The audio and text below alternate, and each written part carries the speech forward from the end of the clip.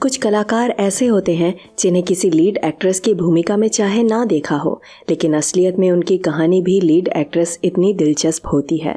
अब स्क्रीन पर आप जिस अभिनेत्री की तस्वीर देख रहे हो उसका नाम शायद ही किसी को पता होगा, लेकिन अंगूर, जीवनधारा, आदमी सड़क का, नरम गरम और कश्मीर की कली जैसी सुपर हिट फिल्में जिन्होंने देखी हैं, ऐसे दर्शक इन्हें ज़रूर पहचान लेंगे। जी हाँ, इनका नाम है पद्मा चौहान।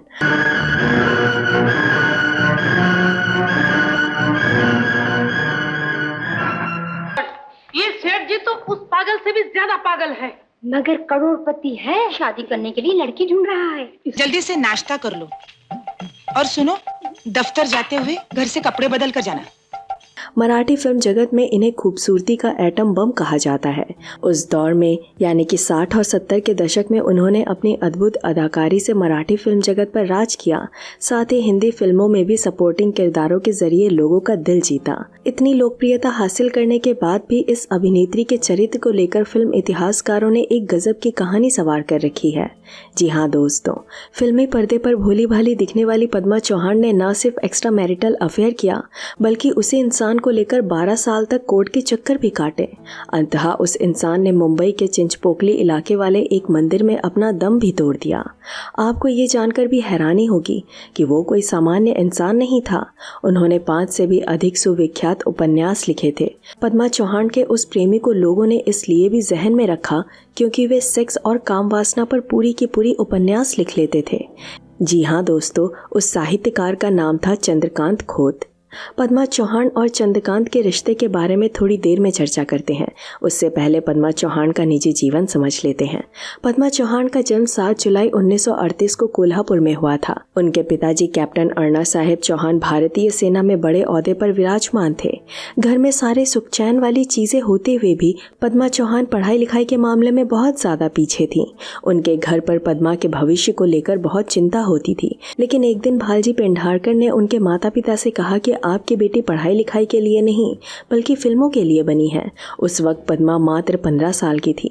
भालजी पेंढारकर ने कही हुई बात पर उन्होंने विचार किया और पढ़ाई लिखाई से वंचित हो गई। लेकिन क्योंकि उन्होंने कभी अभिनय किया भी नहीं था, इसलिए उन्होंने बाकी कलाकारों को देख देख कर अभिनय सीखना शुरू किया। 2-3 महीने गुजरने के बाद भालजी पेंढारकर दोबारा पद्मा को देखने के लिए घर आ गए।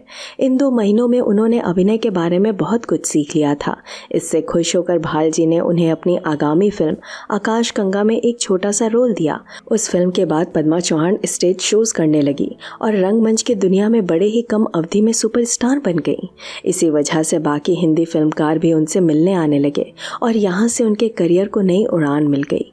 उनकी फिल्मोग्राफी की लिस्ट आपको डिस्क्रिप्शन बॉक्स में ज़रूर मिल जाएगी, लेकिन ये बता दूं कि मराठी फिल्म जगत में उन्होंने बहुत बड़ा योगदान दिया था, इसलिए उन्हें मराठी फिल्म जगत में मर्लिन मनरो कहा जाता है। अब उस कहानी की तरफ बढ़ते हैं जिसे आप सुनने के लिए बेसब्री से इंतजार कर रहे हैं।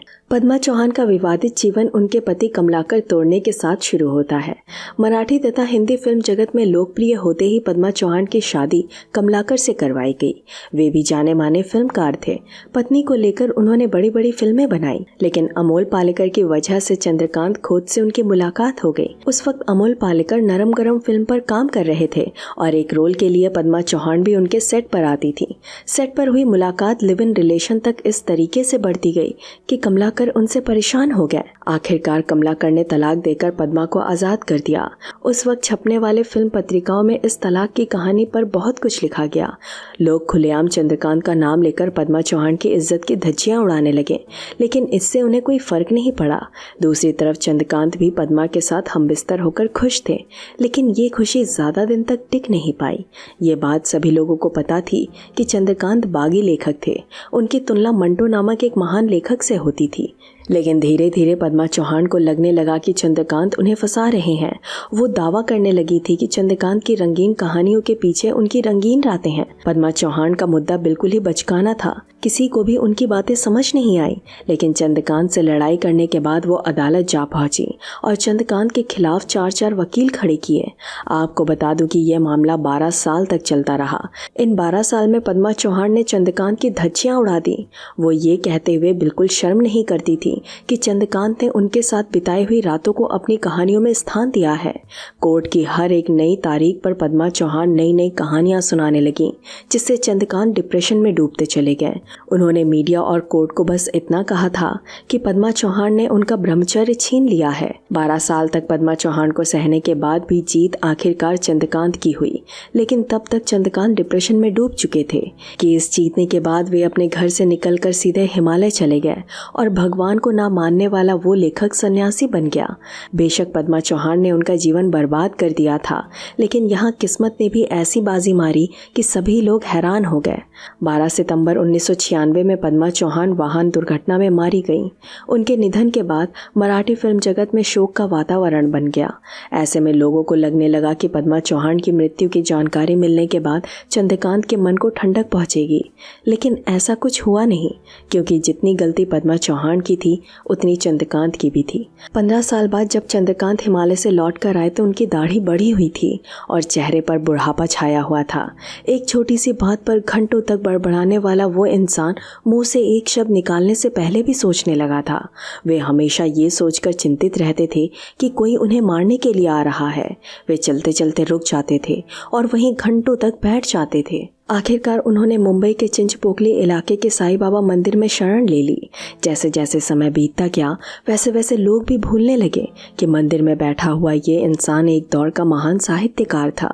साईं बाबा के दर्शन करने के लिए आने वाले भक्त चंद्रकांत को साधु समझकर पैर छूकर जाने लगे। ये सिलसिला 4-5 साल तक चलता रहा और आखिरकार 10 दिसंबर 2014 को चंद्रकांत की मृत्यु हो गई। पद्मा चौहान आजीवन निसंतान रहीं, तो वही चंद्रकांत ने भी कभी विवाह नहीं किया था। आज भी मराठी फिल्म जगत में लोग मानते हैं कि हर कामयाब पुरुष के पीछे एक औरत होती है, लेकिन वही औरत उसे बर्बाद भी कर सकती है।